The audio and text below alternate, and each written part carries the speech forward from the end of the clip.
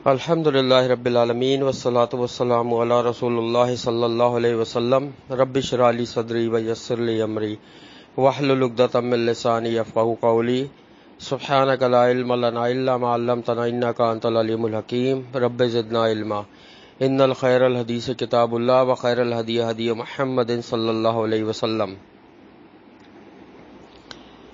سورہ مومنون ہماری چل رہی ہے۔ ہم نے آخری کلاس میں پڑھا تھا کہ اللہ تعالیٰ نے زندگی اور موت کو پیدا کیا، وہی مارتا ہے، وہی زندہ کرتا ہے، ٹھیک ہے، اور مر کر سب اللہ کی طرف جائیں گے، لیکن وہ لوگ یقین نہیں کرتے کہ مرنے کے بعد دوبارہ جی اٹھنے پر، اور یہی کہتے ہیں جیسے ہمارے باپ دادا نے کیا کہ ہم اس سے ہٹ جائیں، اور یہ جو ہے دین اسلام یہ پچھلے لوگوں کی کہانیاں ہیں، کس سے کہانیاں کہتے تھے، ٹھیک ہے۔ تو اللہ فرما رہے ہیں آپ کہہ دیجئے کہ زمین اور اس میں جو مخلوق ہے یہ کس نے پیدا کی ہے، تو وہ ضرور کہیں گے اللہ نے۔ پر اللہ فرما رہے ہیں تو نصیحت حاصل کیوں نہیں کرتے؟ ساتوں آسمان، عرش عظیم کا مالک کون ہے؟ تو وہ کہیں گے اللہ۔ پھر اللہ تعالیٰ فرما رہے ہیں تو کیوں نہیں اللہ کے ساتھ تم ایمان لاتے ہو، کیوں شریک ٹھہراتے ہو، ٹھیک ہے۔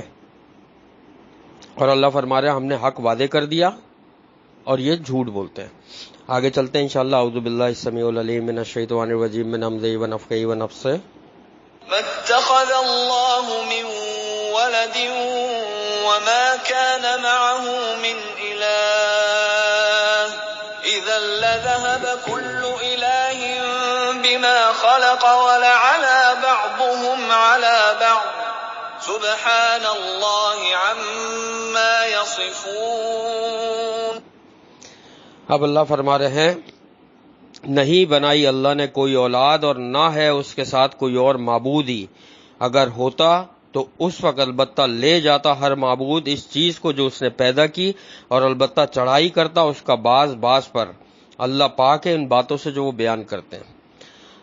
یعنی کہ پہلی چیز اللہ نے بتائی کہ اللہ تعالیٰ نے اپنی کوئی اولاد نہیں بنائی، ٹھیک ہے۔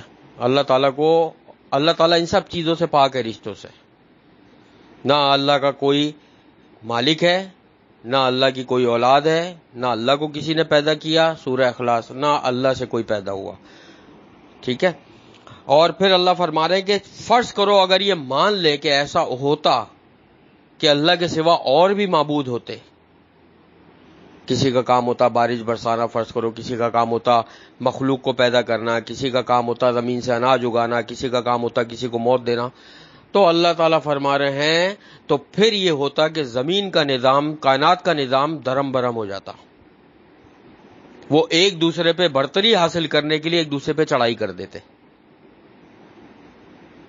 وہ اس کو کہتا، وہ اس کو کہتا، یہ ہوتا یہی ہے۔ پریکٹیکل لائف میں بھی ہم دیکھتے ہیں، تو پریکٹیکل لائف میں بھی ایسا ہوتا ہے، جب 2 3 4 بندے سیم لیول کے ملتے ہیں تو ہر بندہ یہ چاہتا ہے کہ وہ ان سے بھی اوپر اپنے آپ کو رکھے۔ یہی معبودوں میں بھی ہوتا۔ تو اللہ نے فرمایا اس لیے کوئی معبود نہیں ہے، زمین کا نظام کروڑوں سال سے، اربوں سال سے ایسے ہی چل رہا ہے، اس لیے پتہ لگتا ہے ایک ہی معبود ہے اللہ۔ اور اللہ فرما رہے ہیں کہ اللہ ان سب باتوں سے پاک ہے جو یہ بیان کرتے ہیں، یعنی کہ جو بھی شرک آدمی کرتا ہے وہ اپنی ذات کو نقصان پہنچا رہا ہے، اللہ کو کوئی فرق نہیں پڑتا، اللہ پاک ہے، ٹھیک ہے۔ آگے چلتے ہیں انشاءاللہ۔ عالم الغیب والشہادۃ فتعالی عما یشرکون قل رب اما ترینی ما یوعدون رب فلا تجعلنی فی القوم الظالمین۔ اب اللہ فرما رہے ہیں جاننے والا ہے اللہ تعالیٰ ہر غیب کا اور حاضر کا، چنانچہ وہ برتا رہے اس سے جو وہ شرک کرتے ہیں۔ اللہ تعالیٰ جو بھی چھپا ہوا ہے اور جو ظاہر ہے، سمندر کے گہرائی میں بھی اگر کوئی مچھلی کے منہ میں کوئی پتا ہوتا ہے تو اللہ اس کو بھی جانتا ہے، اور ایک مچھلی کے دل پہ سمندر کی گہرائیوں میں جہاں انسان ابھی پہنچ ہی نہیں سکا ہے، وہ مچھلی کے دل پہ بھی جو خیال گزرتا ہے، اگر اس مچھلی کے پیٹ میں بھی درد ہوتا ہے تو اللہ اس کو بھی جانتا ہے۔ ایک پرندہ آسمان پہ اڑ رہا ہے، اس کے کتنے پر ہیں، اس کی آنتوں میں کیا خرابی ہے، یا اس کو نظر آ رہا ہے صحیح نہیں آ رہا، اس کے دل میں کیا خیال گزر رہا ہے، اللہ وہ بھی جانتا ہے، اور جو ظاہر ہے وہ بھی جانتا ہے۔ جو ہم آنکھوں سے دیکھ رہے ہوتے ہیں اللہ وہ بھی جانتا ہے. اللہ تعالیٰ کے لیے کوئی چیز بھی غائب نہیں ہے. اللہ تعالیٰ اللہ تعالیٰ کے سامنے سب حاضر ہے, اور یہ واحد اللہ ہی کی ذات ہے. غیب کا علم کوئی نہیں جانتا اللہ کے سوا, کوئی بھی نہیں جانتا. پوری کائنات میں اللہ نے یہ علم انبیاؤں کو بھی نہیں دیا. یہ ذہن میں رکھو, یہ شرک ٹھہرانا ہوا اگر کوئی بھی یہ کہتا ہے کہ کوئی بھی نبی غیب جانتا ہے.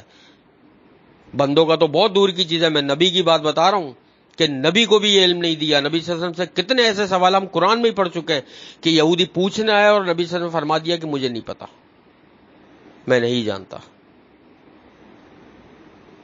تو ہم کیسے کہہ سکتے ہیں کہ کسی بندے کو کچھ پتا ہے؟ کچھ نہیں پتا کسی کو بھی. ٹھیک ہے, اللہ تعالیٰ غیب کو اور حاضر کا جاننے والا ہے, اور وہ اس چیز سے پاک ہے جو یہ شرک کرتے ہیں. پھر اللہ تعالیٰ فرما رہے ہیں نبی صلی اللہ علیہ وسلم آپ کہہ دیجئے کہ اے میرے رب, اگر آپ دکھلا دیں مجھے وہ جو وعدہ کیے جاتے ہیں تو اے میرے رب مجھے نہ کریے گا ان ظالم لوگوں میں سے. اللہ تعالیٰ نے کس چیز کا وعدہ کیا ہے ظالم قوموں کے لیے؟ عذاب کا. مومنین کے لیے کس کا وعدہ ہے؟ جنت کا. ظالموں کے لیے عذاب کا. تو نبی صلی اللہ علیہ وسلم کو اللہ تعالیٰ یہ دعا سکھا رہے ہیں کہ آپ یہ دعا کیا کریں کہ اگر اللہ ان پر عذاب لے آئے تو آپ ان میں شامل نہ ہوں, آپ ان کے ساتھ نہ ہوں.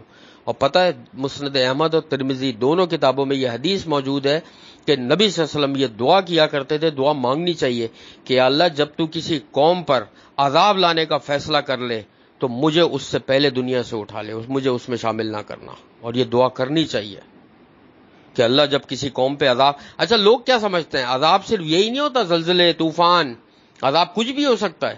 یہ مہنگائی بھی عذاب ہو سکتا ہے, رزق کی کمی بھی عذاب ہو سکتا ہے, کوئی بیماری کا پھوٹنا بھی عذاب ہو سکتا ہے, وبا جو جیسے کورونا نکلا تھا یہ بھی عذاب کی چیز ہے. تو یہ دعا کرنی چاہیے کہ اللہ ہمیں اس قوم میں شامل نہیں کرنا جب تو عذاب لانے کا فیصلہ کرے تو ہم اس میں نہ ہوں. اللہ تعالیٰ اس سے پہلے ہی ایمان کی حالت میں دنیا سے اٹھائے. یہ دعا مانگنی چاہیے کیونکہ نبی صلی اللہ علیہ وسلم نے مانگی, اور نبی صلی اللہ علیہ وسلم کو کس نے سکھائی؟ اللہ تعالیٰ نے. قرآن میں یہ ہم آیت پڑھ رہے ہیں کہ آپ کہہ دیجئے, یعنی آپ دعا کریے اس چیز کی. ٹھیک ہے, انشاءاللہ آگے چلتے ہیں. وَإِنَّا عَلَىٰ أَن نُّرِيَكَ مَا نَعِدُهُمْ لَقَادِرُونَ ادْفَعْ بِالَّتِي هِيَ أَحْسَنُ السَّيِّئَةَ نَحْنُ أَعْلَمُ بِمَا يَصِفُونَ. اب اللہ تعالیٰ ارشاد فرما رہے ہیں اور بلا شبہ ہم اس بات پر کہ ہم دکھلائیں آپ کو وہ عذاب جس کا ہم وعدہ کر رہے ہیں ان سے, البتہ قادر ہیں. یعنی اللہ تعالیٰ اس چیز پر قادر ہے کہ اللہ تعالیٰ عذاب لے آئے قوموں پر, کسی وقت بھی لے آئے. لیکن اللہ کی ایک حکمت ہے, ایک اللہ کا طریقہ ہے, ایک اللہ کی سنت ہے کہ جس پہ اللہ تعالیٰ عمل کرتے ہیں. ایسے عذاب نہیں لے کر آتے اللہ تعالیٰ, ڈھیل دیتے ہیں, کچھ لوگوں کو پکڑتے ہیں, کچھ نیک لوگوں کو اللہ تعالیٰ چھوڑ دیتے ہیں کہ اور نیکیوں میں بڑھتے رہیں, کچھ ظالم لوگوں کو اللہ تعالیٰ چھوڑ دیتے ہیں کہ ظلم میں بڑھتے رہیں. یہ اللہ بہتر جانتا ہے. ٹھیک ہے, اب اللہ فرما رہے ہیں ہٹا دیے اس طریقے کے ساتھ, وہ بہت اچھا ہے, برائی کو ہم خوب جانتے ہیں اس کو جو وہ بیان کرتے ہیں. یعنی کہ اللہ تعالیٰ فرما رہے ہیں ہر برائی کو کس کے ذریعے سے ہٹانا ہے؟ بھلائی سے ہٹانا ہے. یعنی آپ ان سے اچھا برتاؤ کرتے رہیں بس. نبی صلی اللہ علیہ وسلم تو دشمنوں کو بھی معاف کر دیا کرتے تھے. ٹھیک ہے, تو اللہ تعالیٰ فرما رہے ہیں برائی کو کس سے ہٹانا ہے؟ برائی برائی سے نہیں ہٹتی. جو لوگ کہتے ہیں نا برائی ہے تو برائی سے ہٹاؤ, کسی نے جادو کر دیا تو جادو سے ہٹاؤ, کسی نے فلاں کر دیا تو ہم اتنا ہی بدلہ لیں گے. برائی ہمیشہ بھلائی سے ہٹتی ہے. اٹھا کے پڑھ لو نبی صلی اللہ علیہ وسلم کے بعد صحابہ کرام جب خلیفہ بنے, انہوں نے نبی صلی اللہ علیہ وسلم کے طریقوں پر عمل کیا تو آس پاس کے جتنے قبیلے تھے سارے مسلمان ہو گئے تھے. انہوں نے بھلائی سے, سورہ مزمل میں ہے نا وَاصْبِرْ عَلَىٰ مَا يَقُولُونَ کہ صبر کیجئے جو یہ کہتے ہیں. وَاهْجُرْهُمْ حَجْرًا جَمِيلًا, جمیلا کا لفظ ہے یہاں پہ کہ دور ہو جائیے ان سے, مگر کیسا دور ہونا؟ جمیلا, بہت اچھے انداز سے دور ہونا. ہم کیا کرتے ہیں, کسی رشتہ دار نے کارڈ نہیں بھیجا شادی کا, ہم بھی نہیں بلائیں گے. وہ ہمارے یہاں تقریب میں نہیں آئے, ہم بھی نہیں آئے. پورا پورا بدلہ. ابے بھائی کچھ تو چھوڑ دو اللہ کے لیے, کچھ تو آدمی چھوڑ دے, معافی مانگ لے, چھوڑ دے. کیا فرق پڑتا ہے؟ یہ سوچو کہ آپ کس ذات کے لیے نیچے گر رہے ہو. جب اللہ کسی کو عزت دیتا ہے نا تو یوسف علیہ السلام کو اندھیرے کنویں سے اٹھا کر مصر کا گورنر بنا دیتا ہے اللہ تعالیٰ. ہم کس چیز کے بدلے لے رہے ہیں کہ فلاں پڑوسی نے یہ کر دیا میں تو یہ کروں گا یا کروں گی اس کے ساتھ, فلاں یہ ہو گیا تو میں یہ کروں گا, فلاں رشتہ دار نے ایسا کیا ہم تو ایسا ہی کریں گے اس کے ساتھ. اللہ تعالیٰ بتا رہے ہیں برائی کو بھلائی سے ہٹاؤ, ٹھیک ہے. اور ہم خوب جانتے ہیں اس کو جو وہ یہ بیان کرتے ہیں, اور جو بھی بندہ جو عمل کر رہا ہے اللہ تعالیٰ خوب جانتا ہے, چاہے وہ مشرکین مکہ تھے یا آج کل کے جو بھی مسلمان ہو. ٹھیک ہے, آگے چلتے ہیں انشاءاللہ.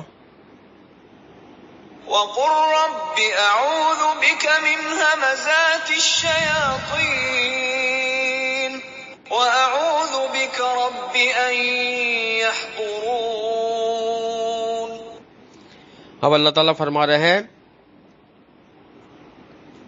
کہ آپ کہہ دیجئے کہ اے میرے رب میں تیری پناہ میں آتا ہوں شیطانوں کے وسوسوں سے. یہ دعا اللہ نے سکھائی ہے. اور قرآن جب پڑھا جاتا ہے اللہ تعالیٰ نے قرآن میں ارشاد فرمایا ہے کہ جب قرآن پڑھا کریں تو اس سے پہلے اللہ کی پناہ میں آ جائے کریں. ٹھیک ہے, اور یہاں پر بھی اللہ تعالیٰ نے یہ بات فرمائی کہ نبی صلی اللہ علیہ وسلم آپ اللہ کی پناہ میں آ جائیں شیطانی وسوسوں سے, آپ یہ دعا کریں.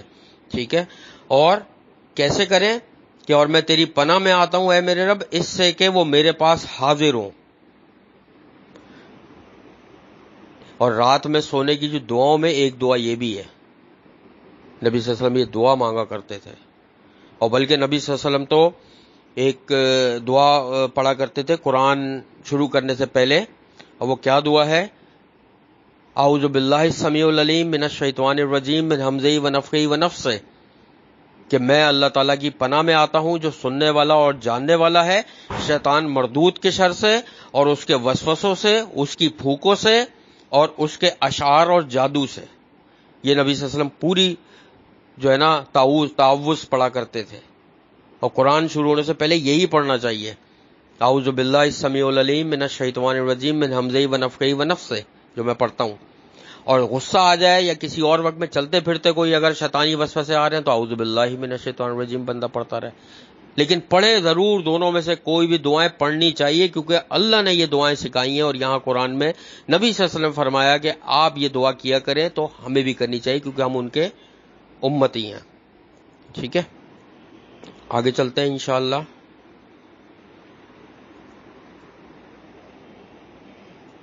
حتى إذا جاء أحدهم الموت قال رب ارجعون لعلي أعمل صالحا فيما تركت كلا إنها كلمة هو قائلها ومن ورائهم برزخ إلى يوم يبعثون. اب اللہ فرما رہے ہیں حتیٰ کہ جب آ جائے گی ان میں سے ایک کی موت تو وہ کہے گا اے میرے رب مجھے واپس لوٹا دے. جب مشرکوں کی یا کافر کی موت آتی ہے نا تو اللہ تعالیٰ اس کو دکھا دیتے ہیں کہ یہ حقیقت ہے. اور جب وہ دیکھ لیتا ہے تو ہمارے سے چھپا لیا گیا ہے لوگوں سے جو زندہ ہوتے ہیں, یہ صرف اس کو نظر آ رہا ہوتا ہے کہ وہ چیخ رہا ہوتا ہے کہ یا اللہ مجھے واپس بھیج دے اب دنیا میں دوبارہ میں نیک عمل کروں گا. ہر مشرک اور ہر کافر کے ساتھ یہ ہوتا ہے. جتنے بھی انگریز مرتے ہیں, ہندو مرتے ہیں, کوئی بھی مرتا ہے, یا جو عیسائی مرتے ہیں جو اللہ کی راہ میں شریک ٹھہراتے ہیں حضرت عیسیٰ علیہ السلام کو, وہ بھی ان کے ساتھ یہ ہوتا ہے کہ مرتے ہوئے وہ لوگ یہ کہتے ہیں کیونکہ قرآن کہہ رہا ہے. یہ بات جھوٹ نہیں ہو سکتی, ہم نہیں دیکھ سکتے لیکن ہمیں اللہ نے قرآن میں بتا دیا کہ وہ کہہ رہے ہوتے ہیں کہ مجھے واپس بھیج دے یا اللہ, میں مسلمان ہو جاؤں گا. لیکن اس وقت فائدہ نہیں ہوتا کوئی بھی. اور کیا کہتا ہے؟ تاکہ میں عمل کروں صالح نیک عمل اس دنیا میں جسے میں چھوڑ آیا ہوں. وہ یہ بھی کہتا ہے کہ میں اس لیے واپس بھیج دے کہ میں مسلمان ہو کر نیک عمل کروں جس کو میں چھوڑ آیا ہوں, تیری عبادت کروں, میں مسلمان بن جاؤں. اللہ تعالیٰ کیا فرما رہے ہیں؟ ہرگز نہیں, بے شک یہ ایک بات ہوگی اور وہ اسے کہنے والا ہوگا. یہ صرف ایک بات ہے کہنے والے کی, بس اصل میں عمل نہیں ہونا ان کا. اللہ یہ بھی جانتا ہے کہ اللہ فرما رہا ہے اگر ہم اسے ایک تو واپس بھیجے گا ہی نہیں اللہ کبھی بھی، جو مرنے کے بعد چلا جاتا ہے وہ چلا گیا، وہ کبھی واپس نہیں آتا. اور اللہ فرما رہے ہیں اگر ہم انہیں بھیج بھی دیں واپس تو یہ جھوٹ ہے، وہ عمل کریں گے ہی نہیں اس پہ. یہ ہم اور بھی جگہ پڑھ چکے ہیں، خاص کر کب پڑھا تھا ہم نے؟ جب ہم پل سرات کا پڑھ رہے تھے، اس میں ہم نے یہ پڑھا تھا کہ وہ کہیں گے واپس بھیج دے. اللہ تعالیٰ فرمائیں گے ایک تو واپس جا نہیں سکتے، دوسرا ہمیں پتا ہے کہ تم واپس جا کے بھی وہی عمل کرو گے جو کر رہے تھے، کیونکہ واپس آ کر بھی اللہ تعالیٰ ان کو چھپا دے گا، آخرت کو پھر چھپا دے گا. پھر وہ جو آنکھوں سے دیکھ رہے ہوں گے، جو چیز اچھی لگ رہی ہوگی، بزنس، کاروبار، گاڑیاں، گھر، انہی میں ہی لگے ہوئے ہوں گے، آخرت کو اللہ کو بھولے ہوئے ہوں گے. اب اس میں ایک خاص چیز آ رہی ہے، اور ان کے آگے ہے ایک پردہ اس دن تک کہ جب وہ دوبارہ اٹھائے جائیں گے. اس پردے کو اللہ تعالیٰ نے عربی میں برزخ کا نام دیا ہے کہ جب وہ یہ کہہ رہے ہوتے ہیں، جب سے لے کے قیامت کے دن تک اٹھائے جانے کے درمیان ایک پردے میں رہتے ہیں وہ لوگ، اس پردے کا نام ہے برزخ. ٹھیک ہے، برزخ کیا چیز ہے؟ جب روح انسان جب مر رہا ہوتا ہے نا، دیکھو ایک تو زندگی ہے، جب بچہ پیدا ہوا اور جب فرض کرو بڑھاپے میں آتا ہے، جوانی میں آتا ہے، کبھی بھی آتا ہے، اس کی موت آتی ہے. ایک تو یہ اس کا فیز ہے. ایک جب موت آتی ہے، دوسرا فیز شروع ہوتا ہے موت سے لے کر قیامت کے دن اٹھنے تک کا، اس کو برزخ کہتے ہیں. اور تیسرا فیز ہے جب قیامت کے دن اٹھے گا اور اس کے بعد پھر جنت یا جہنم تک کا فیز. یہ 3 فیز ہے. اس وقت بات ہو رہی ہے برزخ کی، کہ برزخ کیا ہے؟ کہ جب انسان کی روح نکل رہی ہوتی ہے، وہ بے شک ابھی حرکت میں ہوتا ہے، اس کا دل چل رہا، لیکن ظاہر زبان بند کر دیتا اللہ تعالیٰ، بس وہ برزخ میں جا چکا ہوتا ہے. برزخ کی دنیا میں وہ جا چکا ہوتا ہے. وہ سب کچھ وہ دیکھ لیتا ہے جو قرآن میں موجود ہے، لیکن اس کا ایمان لانا فائدہ نہیں ہوتا. اللہ تعالیٰ کو ایمان بالغیب چاہیے. وہاں سے لے کر قیامت کے دن اٹھنے تک یہ ہے برزخ کی زندگی. برزخ کیا چیز ہے؟ نبی صلی اللہ علیہ وسلم، ایک حدیث ہے، طویل حدیث ہے، نبی صلی اللہ علیہ وسلم کا یہ معمول تھا کہ وہ اکثر فجر کی نماز کے بعد صحابہ کرام سے پوچھتے تھے کہ کسی نے کوئی خواب دیکھا ہو تو بتاؤ. ایک دن نبی صلی اللہ علیہ وسلم نے صحابہ کرام سے پوچھا کسی نے کوئی خواب دیکھا ہو تو بتاؤ، تو کسی صحابی نے بھی نہیں دیکھا تھا، نہیں بتایا. تو نبی صلی اللہ علیہ وسلم نے پھر فرمایا کہ میں نے ایک خواب دیکھا ہے. کیا؟ کہ ایک دن نبی صلی اللہ علیہ وسلم نے کہا میرے پاس، ایک دن نبی صلی اللہ علیہ وسلم نے فرمایا کہ میرے پاس رات 2 آنے والے آئے. ٹھیک ہے، وہ دونوں مجھے لینے آئے تھے. اب یہ دھیان سے سننا یہ حدیث، کہ وہ دونوں مجھے لینے آئے تھے، انہوں نے مجھے کہا کہ چلو، تو میں ان کے ساتھ چل پڑا. تو ہم ایک شخص کے پاس پہنچے جو لیٹا ہوا تھا، اور دوسرا اس کے سر کے پاس بڑا سا پتھر لے کر کھڑا ہوا تھا، اور وہ پتھر اس کے سر پہ زور سے مارتا، جس سے اس کا سر پچک گیا اور پتھر لڑک کر آگے چلا گیا. تو وہ پتھر لینے کے لیے آگے گیا. پتھر جب تک اٹھا کر لایا تو جس کا سر پچکا ہوا تھا دوبارہ سر صحیح ہو چکا تھا. تو اس نے اس کے ساتھ وہی کیا، دوبارہ پتھر اس کے سر پہ مارا، پھر وہ پچک گیا سر اس کا، پھر وہ پتھر، غرض یہ ہوتا رہا. تو نبی صلی اللہ علیہ وسلم نے اللہ کی تعریف کری، پہلے تو سبحان اللہ کہ اللہ پاک ہے. ٹھیک ہے، اللہ پاک ہے. اور پھر پوچھا کہ ان کا کیا معاملہ ہے. تو وہ جو 2 لینے آئے تھے نبی صلی اللہ علیہ وسلم کو، جو فرشتے تھے، انہوں نے کہا تھا آپ آگے چلیے. نبی صلی اللہ علیہ وسلم نے فرمایا کہ ہم آگے گئے تو ہم نے ایک ایسے شخص کے پاس پہنچے جو گدی کے بل لیٹا ہوا تھا، یعنی الٹا، منہ اس کا نیچے تھا اور یہ جو گدی ہوتی ہے یہ اوپر کی طرف تھی. اور ایک فرشتہ لوہے کا ایک کنڈا لے کے اس کے پاس کھڑا ہوا تھا، جس سے وہ اس کے رخسار یعنی ہوٹو منہ کے اندر ڈالتا اور ناک تک اس کو پورا چیر دیتا، پورا یوں کر کے پوری گدی تک چیر دیتا. یعنی کنڈا اگر منہ میں ڈالا، کوئی کنڈا جو ہوتا ہے ہینگر کا جو منہ بنا ہوا ہوتا ہے، وہ لوہے کا کنڈا اگر ایسا ہو اور منہ میں ڈال کے پورا گدی تک چیر دیتا. ٹھیک ہے، اور اسی طرح کرتا رہا. اور جب وہ دوسری جانب کرتا تو یعنی ایک طرف سے چیرا، پھر جب وہ دوسری جانب کا چیرنے لگتا تو ایک طرف کا صحیح ہو جاتا، پھر جب وہ اس طرف آتا تو اس طرف کا صحیح. غرض وہ فرشتہ اس کی گدی تک منہ چیرتا رہا اور وہ شخص چیختا چلاتا رہا، یعنی چیخ رہا ہوگا لیکن وہاں تھوڑی کوئی سننے والا ہے. ٹھیک ہے، اور دوسری جانب صحیح ہو جایا کرتی تھی. تو نبی سے فرمایا، میں نے کہا سبحان اللہ ان کا کیا معاملہ ہے. تو وہ دونوں کہنے لگے کہ آگے چلیے. ہم آگے چل پڑے، حتیٰ کہ ہم ایک تندور کے پاس آئے، تندور جیسی چیز تھی اس کے پاس آئے. تو راوی جو حدیث بیان کرتے ہیں وہ کہتے ہیں کہ میرا خیال ہے وہ کہتے تھے اس میں آوازیں اور شور تھا. نبی صلی اللہ علیہ وسلم نے اس میں آوازیں اور شور تھا. راوی کا خیال ہے نبی صلی اللہ علیہ وسلم نے یہ فرمایا. نبی صلی اللہ علیہ وسلم نے فرمایا کہ ہم نے اس میں جھانکا تو اس میں ننگے مرد اور عورتیں تھیں اور ان کے نیچے سے آگ کے شعلے بلند ہو رہے تھے. جب وہ شعلے آتے تو وہ شور مچاتے. میں نے ان دونوں کو کہا کہ یہ کون ہے؟ نبی صلی اللہ علیہ وسلم نے ان فرشتے سے پوچھا کہ یہ کون ہے؟ تو وہ دونوں کہنے لگے چلے آگے اور چلیے، حتیٰ کہ ہم ایک نہر پر آئے. راوی کہتے ہیں کہ انہوں نے کہا وہ خون کی طرح سرخ تھی، یعنی وہ نہر جو تھی خون بہ رہا تھا، اس میں خون کی طرح تھی، لال. تو اس نہر میں ایک آدمی تیر رہا تھا اور نہر کے کنارے ایک آدمی نے اپنے پاس سے بہت سے پتھر جمع کر رکھے تھے. تو وہ تیرتا ہوا جب اس کے پاس آیا تو وہ اپنا منہ کھولتا ہے تو وہ اس کے منہ میں ایک پتھر دے دیتا ہے، پھر وہ تیرنا شروع کر دیتا ہے. پھر اس کے پاس واپس آیا، جب وہ آ کے منہ کھولتا ہے تو وہ جو کونے پہ کھڑا ہوتا ہے وہ ایک پتھر پھر منہ میں اس میں ڈال دیتا ہے. تو نبی صلی اللہ علیہ وسلم نے فرمایا کہ یہ دونوں کون ہیں؟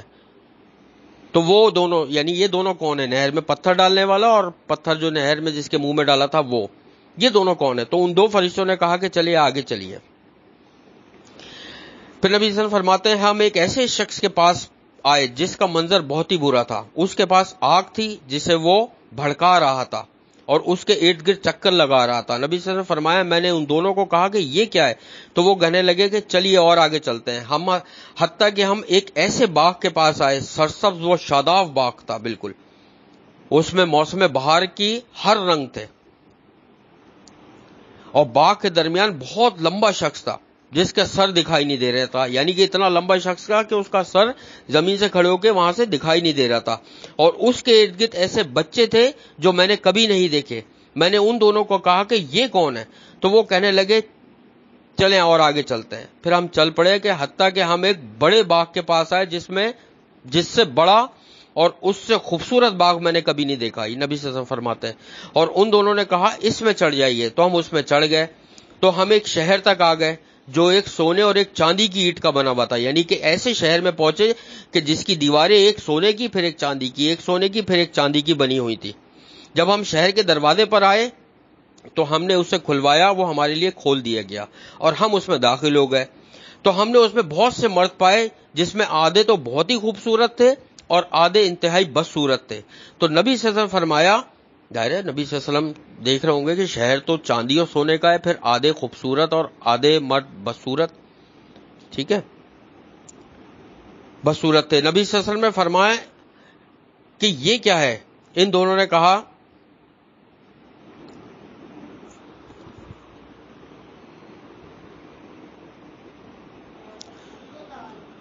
تو نبی صلی اللہ علیہ وسلم نے فرمایا کہ ان دونوں نے کہا کہ جاؤ اس نہر میں جا کے غوطہ لگاؤ. نبی صلی اللہ علیہ وسلم نے فرمایا وہ نہر چوڑائی میں چل رہی تھی، یعنی وہ جو لوگ تھے نا آدھے بدصورت اور خوبصورت، تو بدصورت لوگوں سے کہا کہ اس میں غوطہ لگاؤ. تو نبی صلی اللہ علیہ وسلم نے فرمایا وہ نہر چوڑائی میں چل رہی تھی گویا کہ اس کا پانی دودھ ہے. تو وہ گئے اس میں غوطہ لگا کر ہمارے پاس واپس آئے تو وہ بدصورتی ختم ہو چکی تھی اور وہ بھی خوبصورت ہو چکے تھے. نبی صلی اللہ علیہ وسلم نے فرمایا وہ دونوں مجھے کہنے لگے یہ جنت عدن ہے اور وہ آپ کا گھر ہے. تو میں نے اوپر نظر اٹھا کر دیکھا تو ایک محل جو کہ سفید بادل کی طرح تھا. نبی صلی اللہ علیہ وسلم نے فرمایا وہ کہنے لگے وہ آپ کا گھر ہے. نبی صلی اللہ علیہ وسلم فرماتے ہیں میں نے کہا کہ اللہ آپ دونوں کو برکت سے نوازے، ذرا مجھے اس میں داخل تو ہونے دیجئے. تو وہ کہنے لگے ابھی تو نہیں لیکن آپ اس میں ضرور داخل ہوں گے. نبی صلی اللہ علیہ وسلم فرماتے ہیں میں نے کہا آج رات میں نے عجیب و غریب چیزیں دیکھی، تو مجھے یہ بتائیں کہ میں نے جو کچھ دیکھا ہے وہ کیا ہے. یہ نبی صلی اللہ علیہ وسلم نے فرمایا جو کچھ بھی دیکھا ہے وہ کیا ہے. اب فرشتے بتاتے ہیں. وہ کہنے لگے ہم آپ کو اس کے متعلق بتائیں گے کہ جو سب سے پہلا شخص تھا جس کے سر کو پتھر سے کچلا جا رہا تھا وہ شخص ہے جو قرآن کو حفظ کرنے کے بعد اس پر عمل نہیں کرتا تھا اور فرض نمازیں نہیں پڑھتا تھا، سویا رہتا تھا، فرض نمازوں سے دور تھا. یہ اللہ نے اس شخص کا حال دکھایا وہاں پہ کہ کیا حال ہو رہا ہوگا کہ وہ فرض نماز نہیں پڑھتا تھا اور قرآن سے غفلت برتتا تھا. اور وہ آدمی جس کے پاس آپ آئے جس کا گال گدی تک چیرا جا رہا تھا اور آنکھیں گدی تک چیری جا رہی تھی، کاٹی جا رہی تھی، یہ وہ شخص تھا جو صبح صبح اپنے گھر سے نکل کر ایک ایسا جھوٹ بولتا جو دنیا کے ایک کونے سے دوسرے کونے تک جا پہنچتا. یعنی وہ ایسا جھوٹا تھا کہ جھوٹ بولتا تھا جس سے کوئی فتنہ یا کوئی ایسی بات لوگوں میں بلا وجہ کا انتشار پھیل جاتا تھا. اس کی پورا منہ چیرا جا رہا تھا آنکھوں سمیت. اور وہ عورتیں اور مرد جو تندور میں دیکھا جس میں عمارت تھی وہ ایسے تھے جو بدکاری کرتے تھے, جو شادی اور نکاح کے علاوہ بدکاریاں کرتے تھے. ان کو وہ شعلے اتنے بلند ہو رہے تھے, ان کے نیچے سے آگ نکل رہی تھی کہ وہ چیخ رہے تھے. اور وہ شخص جس کے پاس آپ آئے اور نہر میں تیر رہا تھا اور اس کے منہ میں ایک شخص پتھر ڈال رہا تھا تو وہ سود خور تھا, وہ سود کھانے والا تھا جو خون کی نہر میں تیر رہا تھا. اور بدصورت شخص جو آگ بھڑکا رہا تھا اس کے ارد گرد چکر لگا رہا تھا وہ جہنم کا دروگا تھا. یعنی جو پتھر ڈال رہا تھا وہ جہنم کا دروگا تھا, جس فرشتے کو اللہ تعالیٰ نے جہنم کی ڈیوٹی پہ لگایا. اس کے بعد وہ شخص کا ذکر کیا جو لمبا تھا, باغ میں نہیں, ایک لمبا شخص دیکھا تھا. تو فرشتوں نے بتایا کہ وہ حضرت ابراہیم علیہ السلام تھے, اور جو بچے ان کے ارد گرد تھے یہ وہ بچے ہیں جو بچوں کی حالت میں فوت ہو گئے, چاہے وہ کافر کے ہوں یا مسلمان کے ہوں. بچہ تو ہوتا ہی دین فطرت پر ہے نا, یہ نبی صلی اللہ علیہ وسلم کی حدیث ہے. تو راوی بیان کرتے ہیں کہ بعض مسلمانوں نے کہا, اب دیکھو صحابہ کرام نے کیا سوال کیا کہ اے اللہ تعالیٰ کے رسول صلی اللہ علیہ وآلہ وسلم, تو کیا مشرک کے جو لوگ, کافروں کے جو بچے مر جاتے ہیں وہ؟ تو نبی صلی اللہ علیہ وسلم نے ارشاد فرمایا مشرکوں کی اولاد بھی اور وہ لوگ, یعنی مشرکوں کی اولاد بھی, اس میں مشرکوں کی اولادیں بھی تھی. بچے تو بچے ہوتے ہیں, فرض کرو ایک ہندو کیا آج ایک بچہ پیدا ہو, کل مر جائے, پرسوں مر جائے, ایک مہینے بعد مر جائے, ایک سال کے بعد مر جائے, وہ جنت میں جائے گا بچہ, ٹھیک ہے. اور وہ لوگ جو آدھے خوبصورت تھے اور آدھے بدصورت تھے, تو یہ لوگوں کے بارے میں پوچھا تو فرمایا کہ جن کے برے اعمال تھے وہ بدصورت تھے, پھر اللہ تعالیٰ نے ان کو نہر میں غوطہ دلوایا اور ان کے گناہوں کو معاف کر دیا اور ان کو بھی اچھے لوگوں میں شامل کر دیا. یہ اللہ کی شان ہے. اور یہ حدیث یہاں پر اختتام ہوتی ہے. صحیح بخاری میں یہ حدیث موجود ہے, 7047 نمبر ہے اس حدیث کا. یہ ہے عالم برزخ کہ جو وہاں پہ سزائیں ہونی ہیں وہ اس میں بتا دی گئی ہیں. اللہ تعالیٰ سے دعا ہے کہ اللہ تعالیٰ ہمیں ایمان کی حالت میں دنیا سے اٹھائے. اللہ تعالیٰ سے دعا ہے کہ جب ہم اللہ سے ملاقات کریں تو ہم اس حال میں ہوں کہ ہمارا نامہ اعمال میں کسی قسم کا کوئی گناہ, کسی قسم کا کوئی قرض, کسی قسم کا کوئی شرک, بدعت یا کوئی بھی ایسا گناہ نہ ہو جس سے اللہ ہم سے ناراض ہو. ہماری یہ دعا ہے کہ اللہ تعالیٰ ہم سے بہترین طرز پر راضی ہو. ہمارے والدین سے, ہمارے بہن بھائیوں سے, ہمارے تمام گروپ ممبران جو یہ سن رہے ہیں سب سے اللہ پاک راضی ہو. ہم سب کے گھروں میں, ہمارے رزق میں, ہمارے علم میں, ہمارے عمل میں, ہماری زندگی اور صحتوں میں اللہ تعالیٰ بے حساب برکت عطا فرمائے. ہمیں قرآن پاک پڑھنے, سمجھنے اور اس پر عمل کرنے والوں میں اللہ شامل فرمائے. ہم سب کو باجماعت نماز پڑھنے کا پابند بنا دے اللہ تعالیٰ. ہمیں مسجد آباد کرنے والوں میں شامل فرما دے اللہ تعالیٰ. ہمیں اپنے شکر گزار اور عبادت گزار بندوں میں شامل فرما دے. ہماری تمام عبادتوں کو, دعاؤں کو اللہ تعالیٰ اپنی بارگاہ میں قبول اور مقبول فرما لیجئے. ہم سب کی تمام مشکلات, پریشانیاں, بیماریوں اور آزمائشوں کو اللہ تعالیٰ دور فرما دیجئے. آخرت میں ہمارا حساب کتاب انبیاء, شہداء, صدیقین اور سلف صالحین کے ساتھ فرما دیجئے گا. ہمیں نبی صلی اللہ علیہ وسلم کا ساتھ, ان کی شفاعت اور ان کے ہاتھوں سے آب کوثر نصیب فرما دیجئے گا. ہم سب کو, ہمارے والدین, بہن بھائی, رشتہ دار, پڑوسیوں, تمام گروپ ممبران کو ان 70,000 لوگوں میں شامل فرما دیجئے گا جو بغیر حساب کتاب کے اللہ کی رحمت سے جنت الفردوس میں جائیں گے. اللہم انا نسألوک الہدی والتقی والعفاف والغنی. اللہم انی اعوذ بک من عذاب القبر واعوذ بک من فتنۃ المسیح الدجال. اللہم انی اعوذ بک من زوال نعمتک وتحویل عافیتک وفجاءۃ نقمتک وجمیع سخطک. رب ارحمہما کما ربیانی صغیرا. رب انی لما انزلت الی من خیر فقیر ولم اکن بدعائک رب شقیا. اللہم انا نسألوک الجنۃ الفردوس وقنا عذاب النار. اللہم انا نسألوک الجنۃ الفردوس وقنا عذاب النار. اللہم انا نسألوک الجنۃ الفردوس وقنا عذاب النار. ربنا تقبل منا انک انت السمیع العلیم وتب علینا انک انت التواب الرحیم. سبحان اللہ عما یصفون وسلام علی المرسلین والحمد للہ رب العالمین. سبحانک اللہم وبحمدک نشہد ان لا الہ الا انت نستغفرک ونتوب الیک. السلام علیکم ورحمۃ اللہ وبرکاتہ.